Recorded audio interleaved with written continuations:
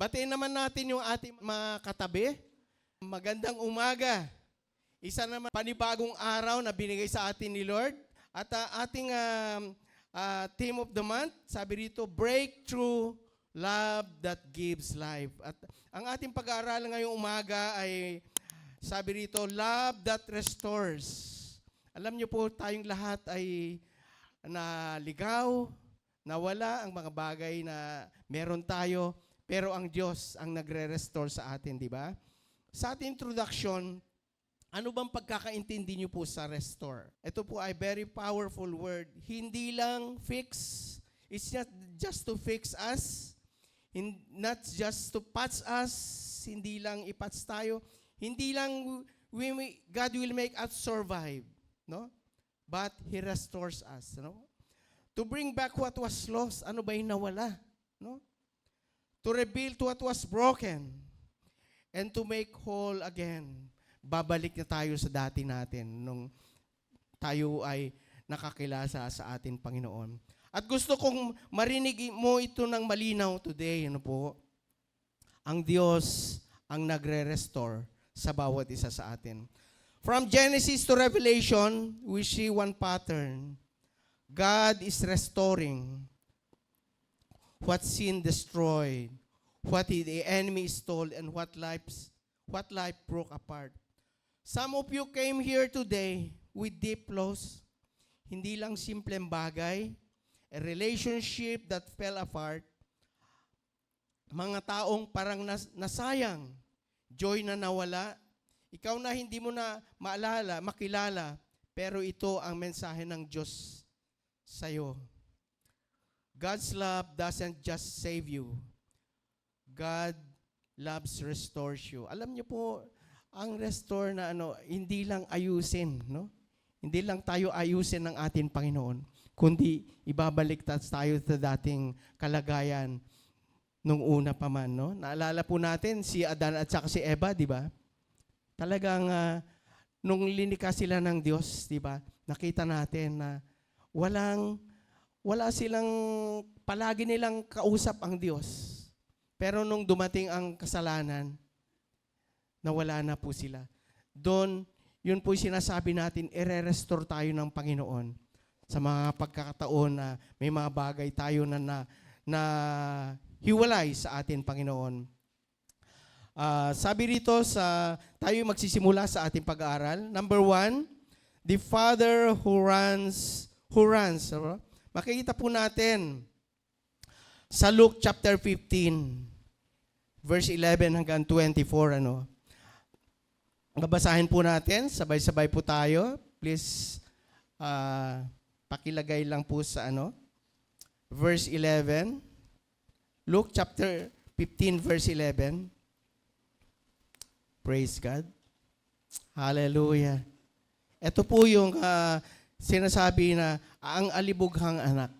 Kung natatandaan po natin ang istorya nito ay ang ang bunsong anak ng isang mayaman ay talaga nga naman, alam naman natin mga kabataan, di ba?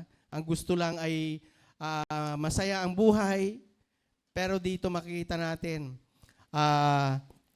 iba ang nangyari dito sa batang ito. Amen?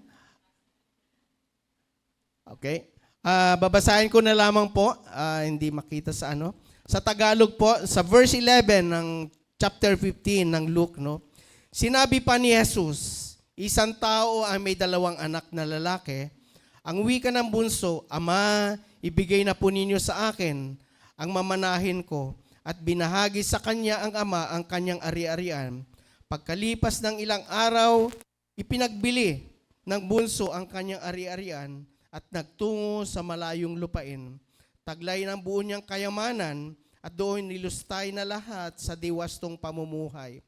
Nang malustay na nga niya ang kanyang kayamanan, nagkaroon ng matinding tagutom sa lupain iyon at nagdalita siya.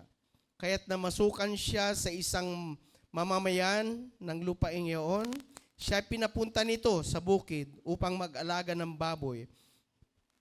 Ibig sana niyang punan ng kanyang pagkain kahit mga bungang kahoy na ipinapakain sa mga baboy, ngunit walang magbigay sa kanya. Verse 17, sabay-sabay po tayo. Praise God. Ngunit nang mag-isip-isip niya ang kanyang ginawa, nasabi niya sa sarili, ang mga alila ng aking ama ay may sapat na pagkain at lumalabis pa, samantalang ako'y namamatay ng gutom. Ibabalik ako sa kanya at sasabihin sa kanya, Ama, nagkasala po ako sa Diyos at sa inyo. Hindi na po ako karapat-dapat na tawagin ninyong anak. Ibilang na lamang ninyo akong isa sa inyong mga alila. At tumindig siya at pumaroon sa kanyang ama. Malayo pa'y natanaw na siya ng ama at ito'y labis na nahabag sa kanya. Kaya't patakbo siyang sinalubong, niyakap at hinagkan. Verse 21, sinabi ng anak sa ama, nagkasala po ako sa Diyos at sa inyo. Hindi na po ako karapat-dapat na tawagin niyong anak. Ngunit tinawag ng ama ang kanyang mga alila. Madali, dalhin ninyo rito ang pinamakuhusay na damit at isuot sa kanya. Suotan siya ng singsing at panyapak, kunin ang pinatabang guya at patayin, kumain tayo at magsaya. Sapagkat namatay na ang anak kong ito, ngunit muling nabuhay, nasumpungan, at sila'y nagsaya. So makikita po natin sa istorya na ito po, this story of the prodigal son, a son who walked away, took everything and lost everything. At nung nawala na siyang natira, he decided to go home. Pero hindi siya umuwi expecting restoration. Umuwi siya expecting rejection. Gawin mo na lang akong servants ang nasa isip niya. No? Pero nakita po natin what the Bible says. While he was still a great way off, his father saw him, ran to him, embraced him, and kissed him. Nakita po natin sa istorya na ito, mga kapatid, ang akala ng batang ito ay kumbaga sa sa karamihan pamilya na nangyayari ngayon, anong sasabihin kung, di ba? Ba't ka pa bumalik? Di ba? Bakit ka pa bumalik? Wala ka ng karapatan dito sa pamilyang ito. Pero nakita natin dito, nung malayo pa ang batang ito, nakita na siya ng kanyang ama. Tumakbo siya. In-embrace siya at hinagkan siya. Hindi sabi rito, the father saw him from a distance. Ibig sabihin, matagal na siyang naghihintay. Araw-araw siyang tumitingin, umaasa na babalik ang anak niya. At nung nakita niya, tumakbo siya. Hindi naghintay, hindi nag-lecture, hindi nag-condemn, kundi tumakbo siya at sinalubong niya ang kanyang anak at hinagkan. Ganito po ang puso ng Diyos. Ang puso ng Diyos ay ano man yung nagawa natin hindi tama. Kung tayo bumabalik sa Kanya, handa niya tayong tanggapin. Ganito ang pag-ibig ng ating Diyos. Hindi Kanya hinihintay mag-perfect. Tayo, ang ating Panginoon na hindi niya tayo hinihintay upang maging maayos ang ating buhay natin. Diba? Ang Diyos, pag lumapit tayo sa Kanya, handa niya tayong tanggapin. Amen. Sabi dito, ang puso ng Diyos, hindi Kanya hinihintay. He runs towards you habang papalapit ka pa lang at bago pa man matapos ang anak, ang kanyang actually, yung anak na to ay nag-practice na siya kung anong sasabihin niya sa kanyang magulang. Meron na siyang sasabihin ko sa aking ama, gawin na lamang niya akong alila. Kasi ang purpose niya rito ay para lang mapunan yung kanyang tiyan. Kasi dun sa kanyang pinanggalingan, nakita niya wala siyang makain. Mamamatay siya doon . Kaya nung mapag-isip-isip niya, sa bahay ng aking ama, ay maraming pagkain at lumalabis pa. Kaya uuwi ako sa amin at sasabihin ko sa tatay ko, ibilang na lamang niya akong bilang alila. Pero nakita natin anong nangyari. Malayo pa lang yung bata, yung kanyang anak. Natanawan na siya ng kanyang magulang. So ibig lang sabihin, ang Diyos natin ay palaging naghihintay sa atin. Kung lumayo man tayo, nandyan siya. Maaaring talagang sa physical na realm, talagang pinapanalangin natin. Kaparis tayo mga magulang, di ba? Kung meron tayong anak na na hindi tama ang ginagawa, swail na sinasabi natin. Di ba pinapanalangin natin ang mga taong ito? Ang Diyos na ito, ang magulang na ito, ganun ang ginawa. At ganun din ang ating Panginoon, ang ating Panginoon. Palagi siyang naghihintay para bumalik tayo. Hindi niya tayo kinokondem, kundi palagi siyang naghihintay sa ating pagbabalik. Hindi natin kailangan maayos ang buhay natin bago bumalik. Kasi minsan iniisip natin, mag-attend na lang ako ng church pag maayos na ang aking buhay. Lalo po tayong mapapariwara. Ngayon, kung nangyari man sa atin, bumalik tayo sa atin, Panginoon. Siya magre-restore sa atin. Ibabalik niya kung ano yung nawala. Amen? Kaya, ang paghihintay ng ating Panginoon, palagi, inaasahan niya, ay, babalik din yung aking anak. Pero, minsan dumarating yung time na may nangyayari sa atin, kaya tayo bumabalik, di ba? Pero, wag natin hintayin po yun. Kilala natin ang ating Diyos, di ba? Ang Diyos ng pag-ibig. Ano man yung naging sitwasyon ng buhay natin, ano man yung naging kasalanan natin, ano man yung nagawa natin na hindi tama, pag bumalik tayo sa atin, Panginoon, at sabihin natin sa Kanya, patawarin mo ako, Lord. Patawarin mo po ako. We will meet Him face to face. Hindi ka paris, ito yung nakagisnan natin na turo, na kailangan pa natin magkumpisal sa mga pare o mga tao ng Diyos. Dito, hindi na po. It is between you and your God. Face to face.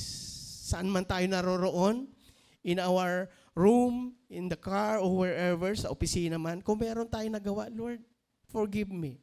Di ba, nararanasan po ba natin mga bagay na pag meron tayong nagawa, halimbawa sa opisina, na mayroon tayong nagawa na hindi tama, di ba, hindi tayo mapalagay. Wala tayong peace, wala tayong kapayapaan, hanggat hindi natin ito na iaayos, di po ba? Gusto ba natin yon? Siyempre, ayaw natin. Kasi hindi tayo nakapag-focus, hindi tayo makapag-focus kung ano man yung ginagawa natin, ano man yung nangyayari, hindi tayo makapag-focus kung ano natin gustong gawin. Hindi tayo mag-focus kasi meron umiistorbo sa atin. And that's the sin we commit. Ang sabi ng Panginoon, lumapit ka lang tayo sa Kanya, di po ba? Come. The Lord is always inviting us na lumapit sa Kanya. Amen? Sabi rito, hindi Kanya hinihintay maging perfect. He runs towards you habang papalapit ka pa lang. Di ba? Napakasarap pakinggan.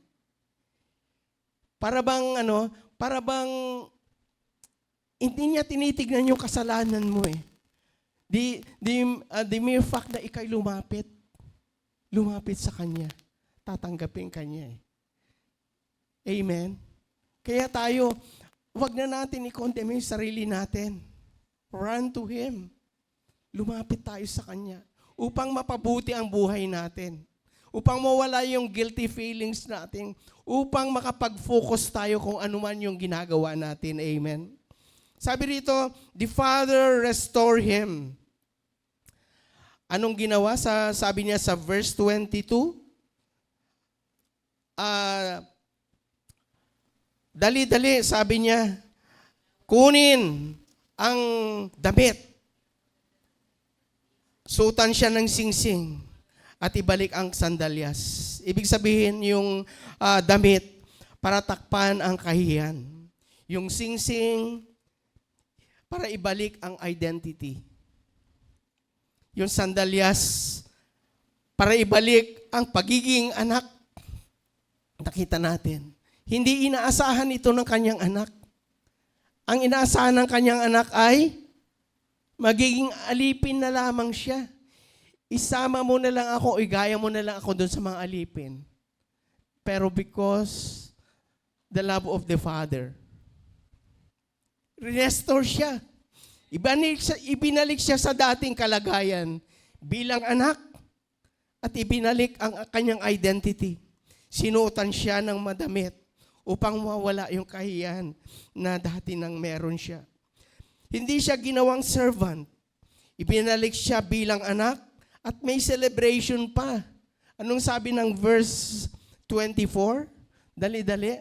Kunin ang pinatabang guya at patayin at tayo'y magsaya dahil ang aking anak na to ay nawala. Ngunit nasumpungan. Sumpong siya. Amen. Sabi ng verse 24. Kaya po, ganun po ang ating Diyos Ama. Binabalik niya tayo kung ano yung mga nawala sa atin. Amen. Sabi ng verse 24. Ano? Amen. Sapagkat namatay ang anak kong ito, ngunit muling nabuhay, nawala, ngunit nasumpungan at sila'y nagsaya. Amen? Maybe, naghanda ng peace yung kanyang ama.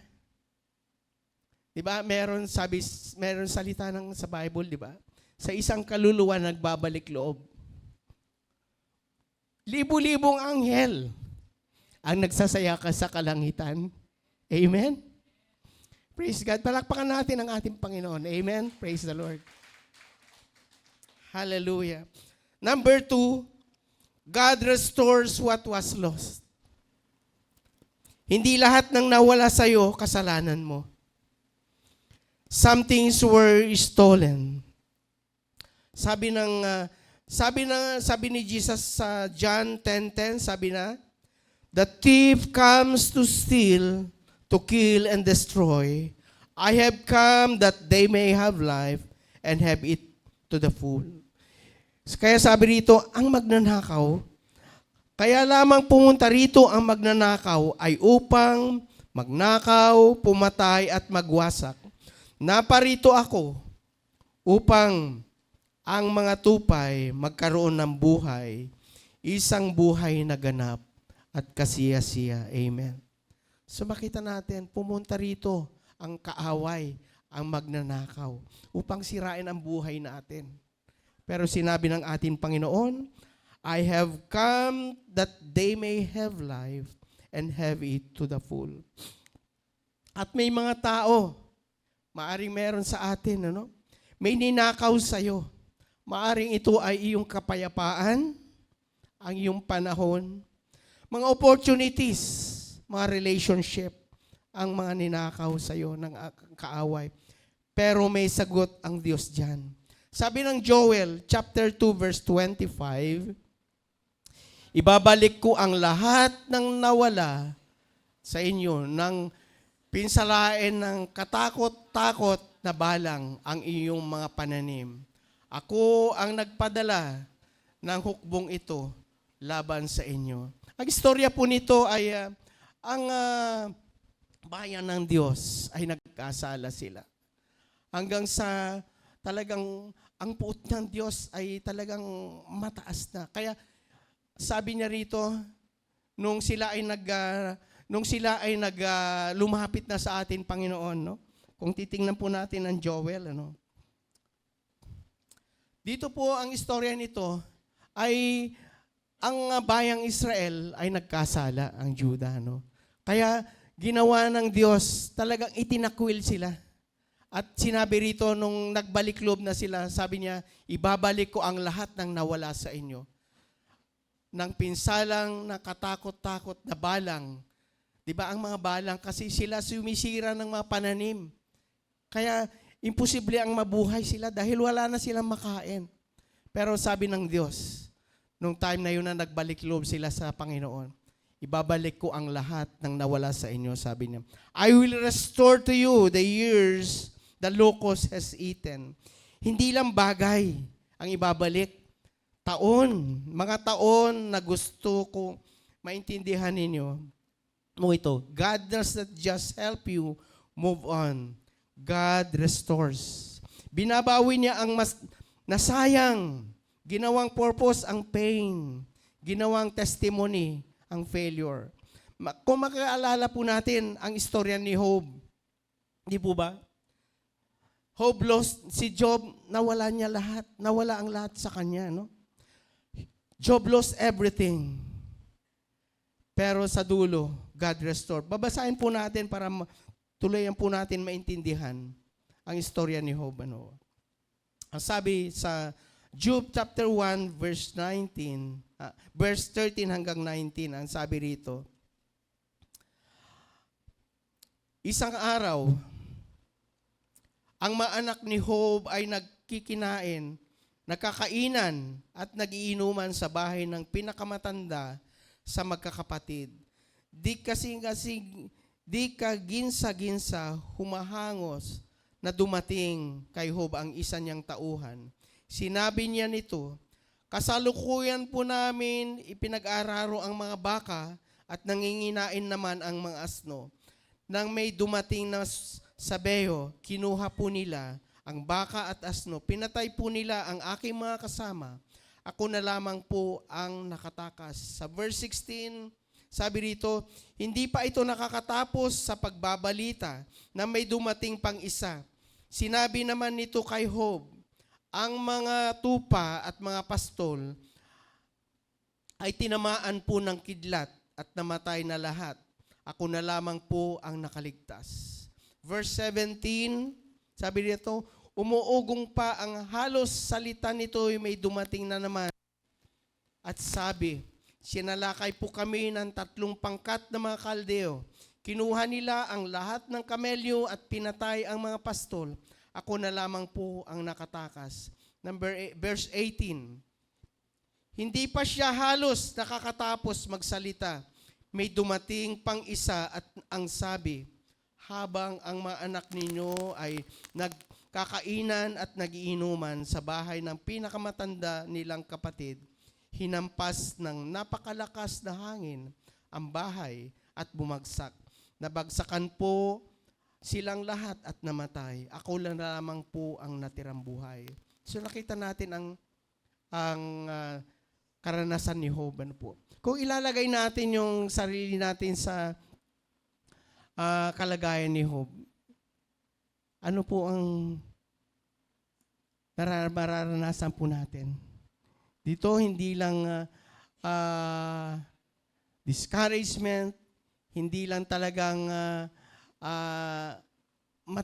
talagang matindi. Kasi lahat ay nawala sa kanya, ang kanyang mga anak, ang kanyang kayamanan, nawala lahat, ang kanyang mga alipin, nawala lahat. Kaya ang naranasan ni Job dito ay talagang naman napakatinding pagsubok ng ating Panginoon. At ang sabi niya rito, no? Sabi niya rito, hubad akong lumabas sa tiyan ng aking ina. Hubad din akong babalik sa alikabok. Si Yahweh ang nagbibigay, siya rin ang kukuha, purihin si Yahweh. Nakita natin yung attitude ni Job after all of this na nangyari sa kanya, na wala ang lahat. Purihin ang aking Panginoon. Nandun pa rin sa kanya yung pagpupuri. Kasi sabi niya, binigay sa akin, kinuha lahat. So makita natin dito ang istorya ni Job, napakatindi ang pagsubok na dumating sa kanya. Amen. Pero iba sa atin, Iba sa atin. Kung tutuusin po natin dito sa 4 na nangyari sa kanya, maaring pag ibang mga tao rito, maaring magpakamatay na lang ako. Pero nakita natin, nagpuri pa rin siya sa atin, Panginoon. Praise the Lord. Dahil alam niya na binigay, binawi. Sa kanya naman lahat nagmumula, di po ba? Amen. Palakpakan natin si Lord. Hallelujah. Praise the Lord. Sabi rito, Job lost everything, pero sa dulo, God restored him. Kung makita po natin doon sa dulo, Job chapter 42, ibinalik din lahat ang nawala sa kanya. Nakapag-asawa siya, nakapag-asawa din siya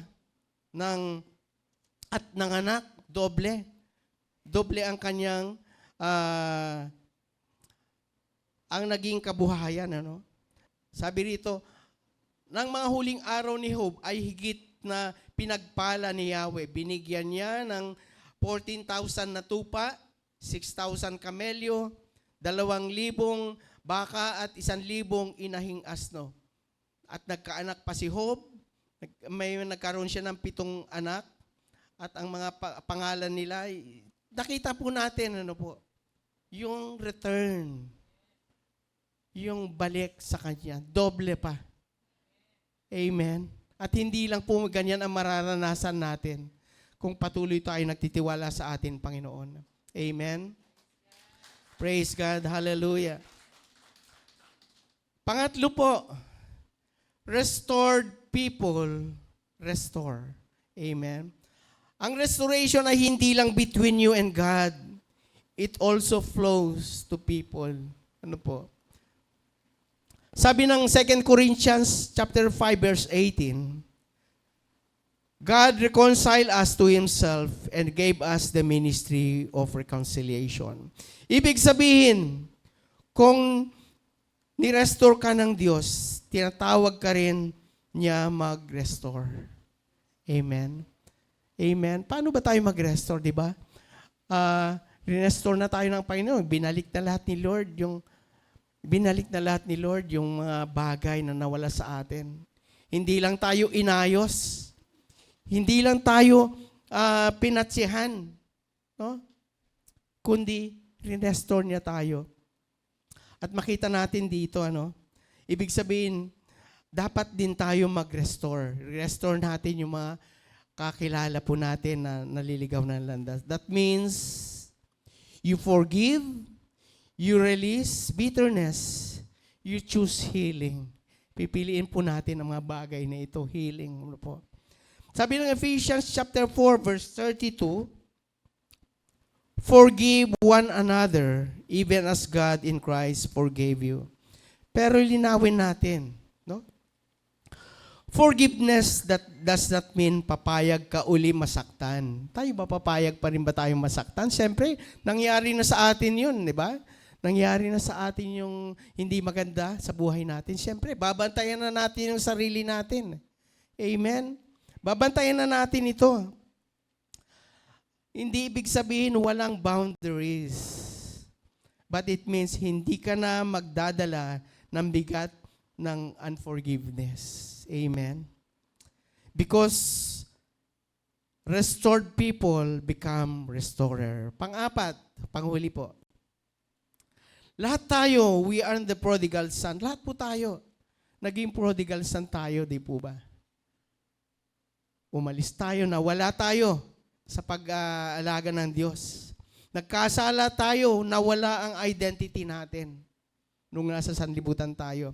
But because of Jesus, everything changed.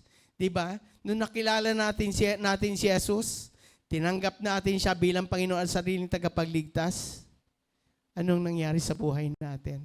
Di ba naayos ang buhay natin? Na-restore po tayo, amen? Kaya napakahalaga po na because of Jesus, everything changed. Yung buhay natin, nung tayo'y makasalanan pa, di ba? Ikumpara natin ngayon, di ba? Mas masaya tayong tunay ngayon. Dahil sabi nung isang kanta, ang buhay Kristiyano ay masayang tunay. Amen. Masayang tunay. Kasi nawala na tayo dun sa lugar na kung saan nagkakasala pa tayo. But because, actually, wala naman talagang immune sa pagkakasala. Nangyayari minsan talaga sa atin. Pero ano ang kagandahan na meron tayong Diyos? Nandun agad yung, anong tawag doon? Yung nagpaparamdam agad sa atin yung banal na Santong Espiritu na sa buhay natin na hindi tama yan. Wala tayong peace. Nandun yung conviction pag meron tayong nagawang kasalanan. So what we'll do? We balik tayo sa atin, Panginoon. Amen. Praise God. Dahil sa cross, the Father runs toward us. Dahil sa cross, our sins are covered. Dahil sa cross, our identity is restored. Dahil sa cross, we are brought back into the family of God. Amen. Kasi iba kasi yung nandyan lang tayo, nakikihalubilo sa ginagawa na rin natin yung ginagawa ng mga sanlibutan. Pero ngayon, nakilala natin ang ating Panginoon Jesus, tinanggap natin siya bilang Panginoon at sariling tagapagligtas, hindi na natin ginagawa yon. Kasi alam na natin ang tama at mali. Binigyan na tayo ng Diyos ng bagay na hindi na natin gagawin yung mga bagay na hindi karapat-dapat sa kanyang harapan. 2 Corinthians 5:17, ang sabi rito, if anyone is in Christ, he is a new creation. The old has gone, the new has just begun. Ang sino man nakipag-isa kay Kristo ay isa ng bagong nilalang. Wala na niyang dating pagkatao. Sa halip, ito'y napalitan na ng bago. Amen? Amen? Yun po yung kaibahan. Nung nakilala natin, nakipag-isa tayo kay Kristo. Wala na yung dati natin yung pagkatao dahil binago na tayo ng ating Panginoon Jesucristo. Amen? At sabi pa ng Revelation chapter 12, verse 11, they overcame by the blood of the Lamb and by the word of their testimony. Yung istorya ng buhay mo, hindi lang healing. Ito ay weapon yun. Weapon yan. Every time you testify, sinasabi mo, hindi nanalo ng kaaway, di ba? Ugali natin, nagte-testimony tayo. Pag meron tayong nagawang, meron tayong natanggap na blessing or ibang bagay man na natanggap natin sa ating Panginoon, di po ba? Sinasabi mo, hindi nanalo ang kaaway, hindi final ang pagkawala dahil God restores. Sa ating pagtatapos, broken lives, God restores broken lives, lost years, damaged heart, shattered identity. Walang imposible sa Kanya. He is still watching, He is still waiting, at ngayon, He is still running towards you. Kung kailangan mo ang restoration today, lumapit ka sa atin, Panginoon. Palagi nag-iimbita ng atin, Panginoon. Kung lumayo ka sa Diyos, come home. Bumalik tayo sa tahanan ng Diyos. Kung may nawala sa'yo, ibigay mo sa Diyos.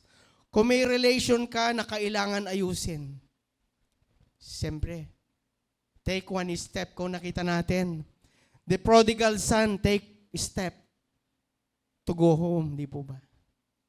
Hindi man maganda yung kanyang mga plano, yung kanyang rehearsal na gagawin, na ibilang na lamang siyang bilang alipin, yun ang plano niya, no?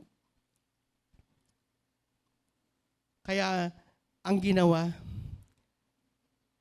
he take the steps to go home. Ganon din ang ating Panginoon. We must initiate the step. Lord, patawarin mo ako. Babalik na ako sa iyo. And we will get that restoration. Amen. Kasi ang Panginoon naman, nandyan lang siya, malapit siya sa atin. It's just a prayer away to reach our Lord.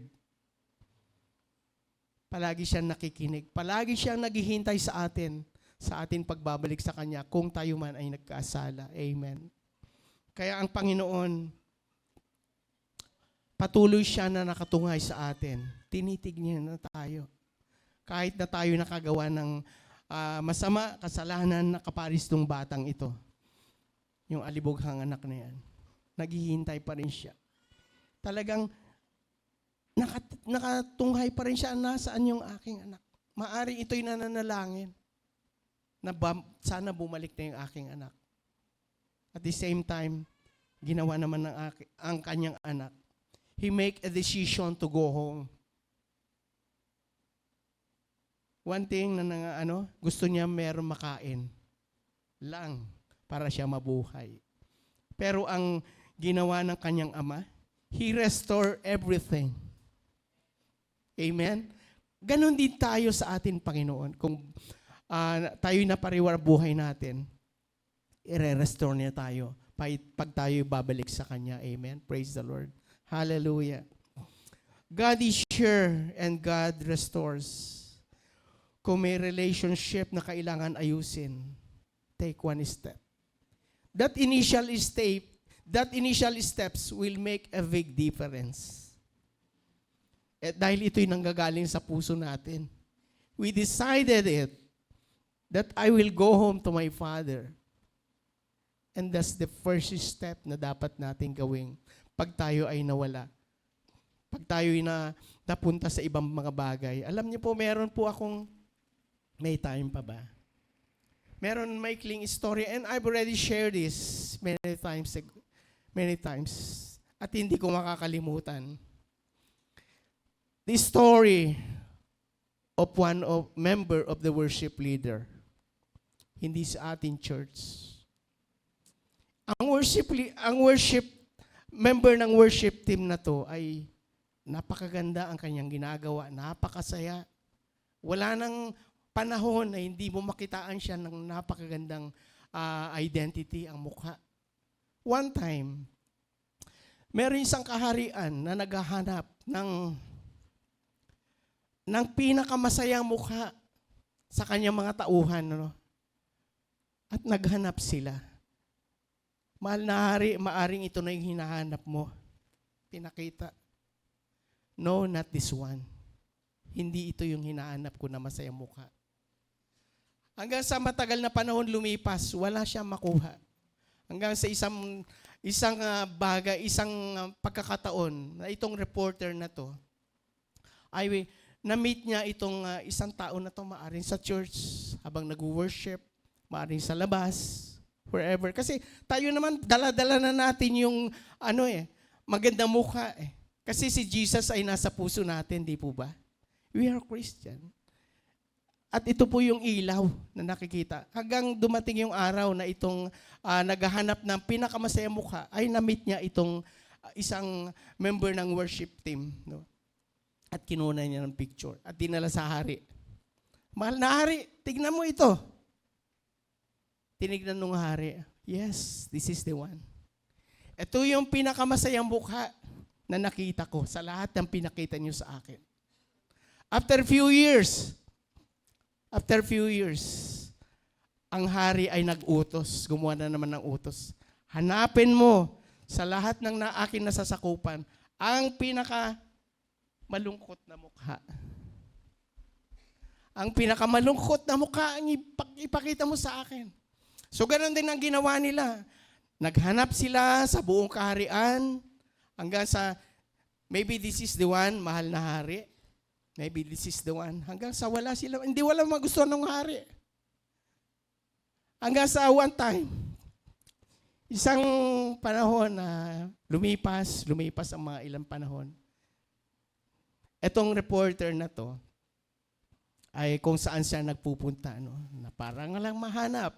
Kasi may premyo pati kung sino ang makakahanap. Kaya talagang iniikot nila yung buong kaharian. Hanggang sa meron silang nakita niya itong taong ito. At sabi nung taong yon na, can I get you a picture? Bakit? Kasi ang hari may utos sa amin at may malaking halaga na nakaghihintay. Bakit mo naman ako? I remember you. Sabi niya, bakit kailangan mo naman nakangkunan ng litrato? Di ba ikaw yung kumuha sa akin ng picture nung una? Yes, ako nga. Oo, ako nga. Ang kumuha sa'yo ng litrato. Pero that time, ang utos ng hari ay hanapin ang pinakamasayang mukha. Amen?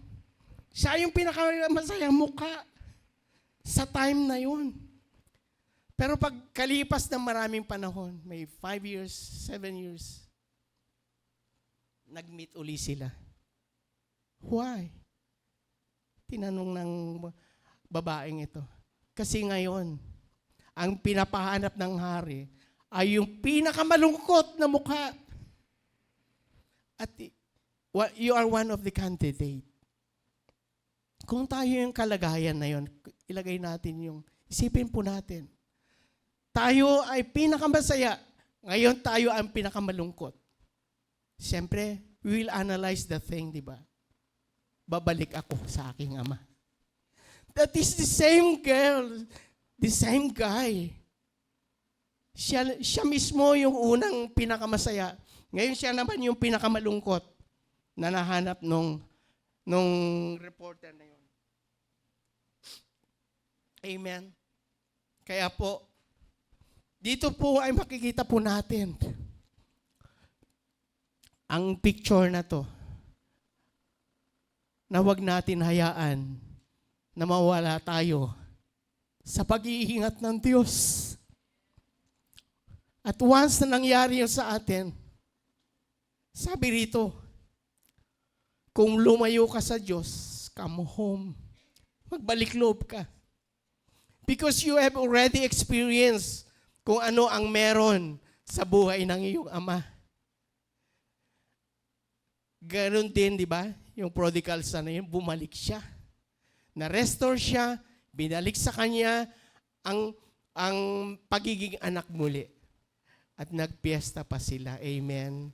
Kaya bumalik tayo sa, ang pinakamahalaga niyan, kung tayo maligaw, bumalik tayo sa atin, Panginoon. Palagi siyang naghihintay sa atin dahil siya ay Diyos ng pag-ibig. Amen. Let us sing the right song. Ang ating Panginoon ay nagre-restore ng broken lives. Pwede nang ibalik yung mga nawala, mga taon, nasirang puso natin. Alam niyo po, mga kapatid, walang imposible sa Panginoon. Palagi siyang nakatungay sa atin. Kung kailan mo ang restoration today, lumapit ka. Maaring may mga plano na gusto mong gawin, pero hingin natin ang plano ng ating Panginoon. Maaring si Lord ay hindi siya kontento na nandiyan ka lang nakatayo, mag-attend ng service. Maaring may plano siya sa'yo. Lumapit tayo sa Kanya. Kung napalayo tayo sa atin, Panginoon, lumapit mo tayong muli.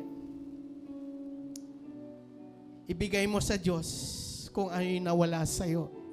Handa siya upang tanggapin Kanya muli. Maaring minamaliit mo lang yung mga bagay.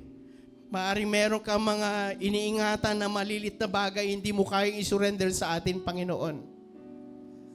Ang ating Panginoon, handang-handa Kanyang tanggapin. Lumapit ka sa atin, Panginoon.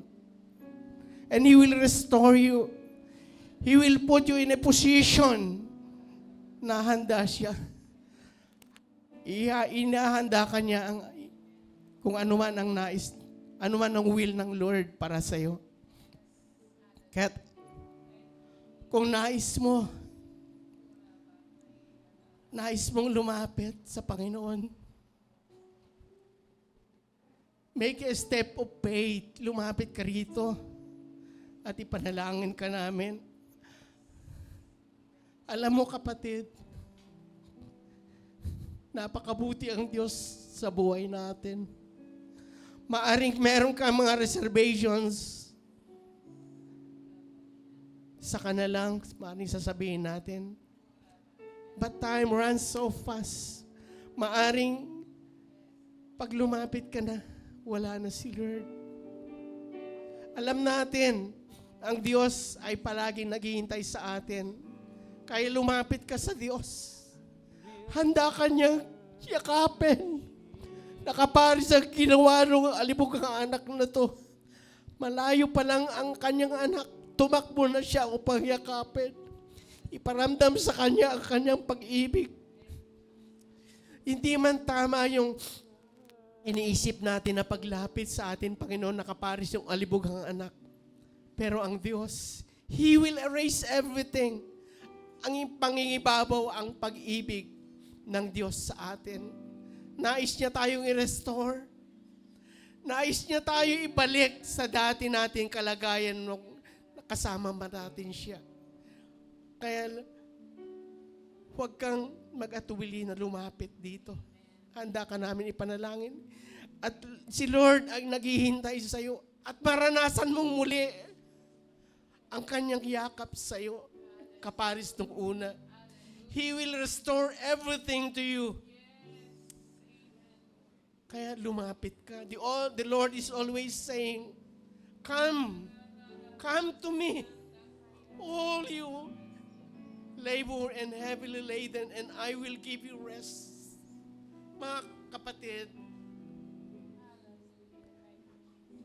kung nararamdaman mo na ikaw ay tinatawag ng ating Panginoon sa umagang ito, lumapit ka. Hindi kanya bibiguin kung ano po ang iyong nais. Handa kanyang yakapin. Handa kanyang ibalik sa iyo ang nawala. Handa niyang sagutin ang anuman panalangin mo. Oh, hallelujah. Hallelujah, hallelujah, hallelujah. Glorify your name, Lord. Panginoon, nakikita mo, Lord, ang puso ng bawat isa narito. Whatever their hearts desire, Lord, kumilos ka sa buhay ng bawat isa. Hallelujah, hallelujah, hallelujah. Hallelujah. Glory to your name, Lord. Glory to your name, O God. Kung nararanasan mo, you feel that God is calling you to come here. Come. Come and experience the love of the Father. Oh, hallelujah. Hallelujah, hallelujah, hallelujah. Glory to your name, Lord. Glory to your name, Lord. Satisfy the hearts of your people, Lord. Nakikita mo, Lord, ang kanilang bigatin. Nakikita mo, Lord, ang kanyang dalangin. Nababasa mo ang laman ng kanilang mga isip. Ano, Lord, ang kanilang mga requests, prayer requests sa iyo, Lord. I pray. I will worship. Tugunin mo, Lord. Tugunan mo, Panginoon, ang pangangailangan. Maaring ito ay sakit at karamdaman. Maaring ito ay pangangailangan financially. Maaring ito ay problema sa pamilya, O Lord. Nakikita mo ang lahat ng ito. Maaring discouraged. Maaring itong kapatid na to ay kailangan ng restoration. Lord, I pray. Kumilos ka. Kumilos ka. Touch every life, oh God. In Jesus' name. In Jesus' name. Oh, hallelujah. Hallelujah. Hallelujah. Glory, glory, glory, glory. Hallelujah. I will Praise God. worship you. Praise God. Praise God. Jesus, I Praise God. Praise God. Hallelujah. in you. Jesus, I belong Hallelujah. to you. Yes, Lord. You're the reason that Yes, Lord. Yes, Lord. Kumilos ka, O Diyos. reason that Kumilos ka, Panginoon, sa aming kalagitnaan. Jesus, I believe. Touch, Lord. Touch, Lord. Touch, Lord. Hallelujah. Hayaan mo, Lord, ang aking mga kapatid ay maranasan nila To you. ang iyong pag-ibig, ang iyong yakap, ang iyong banal na Santong Espiritu.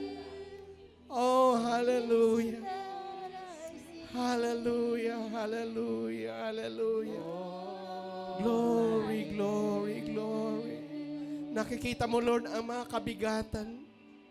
Nakikita mo, Lord, ang kanilang Jesus, what nararanasan. wonderful name. Lord, I pray. What a glorious Iparanas mo, Lord, ang iyong kapangyarihan.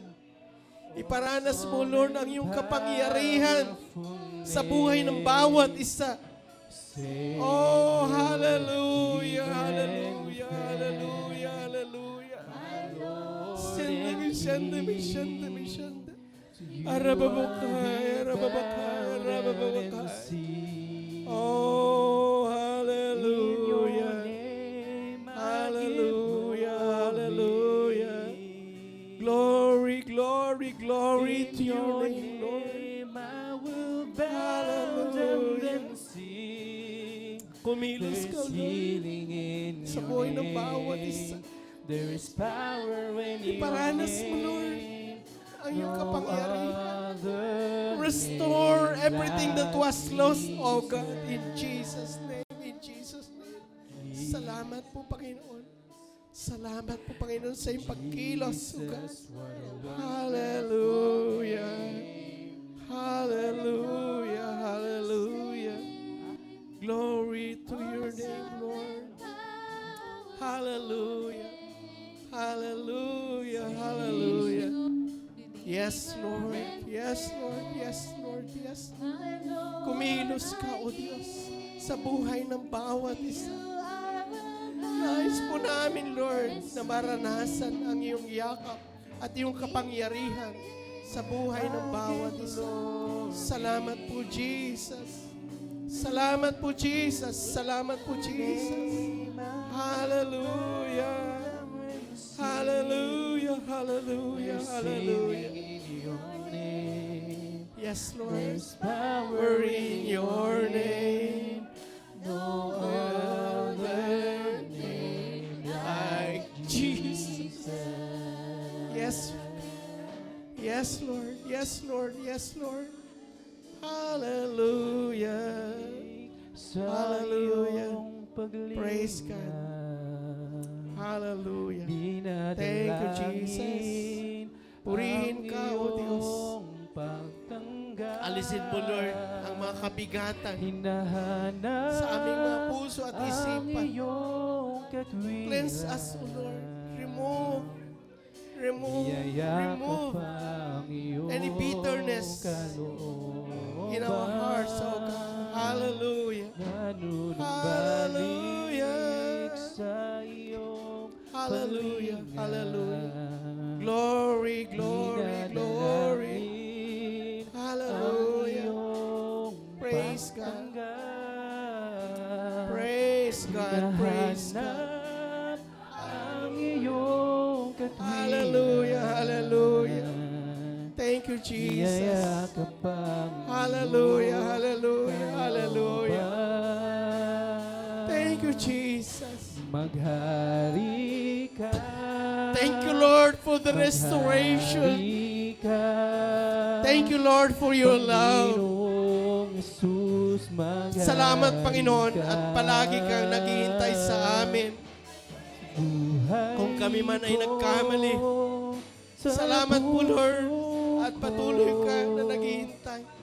At patuloy na nagpapatawad sa aming mga kasalanan. Thank you, Jesus. Thank you, Jesus. Praise God. Hallelujah. Hallelujah. Hallelujah. Hallelujah. Glory, glory, glory to your name, O Lord. Hallelujah. Salamat po, Jesus. Salamat po, Panginoon. Salamat sa iyong presensya, sa iyong pagkilos sa buhay ng bawat isa. Thank you, Lord. Thank you, Jesus. Hallelujah, hallelujah. Hallelujah, hallelujah. Glory, glory, glory to your name. Hallelujah. Thank you, Jesus. Thank you, Lord. Praise God. Sa buhay Hallelujah. ko, Purihin ka, O sa Diyos. puso Purihin ko, ka, dakilang Diyos. Panginoong Hallelujah. Jesus, Praise God. maghari ka. Praise God, praise God, Maghari ka, praise Diyos. Salamat po, Lord, sa iyong pagkilos. Salamat po, Lord, sa iyong pagkilos. Hallelujah. Thank you, Jesus. Hallelujah, hallelujah. Hallelujah, hallelujah. Praise God, praise God. Panginoong Jesus, maghari ka. Thank you, Lord. Thank you, Lord. Thank you, Lord. Purihin ka, O Diyos. Purihin ka. Napakabuti mo.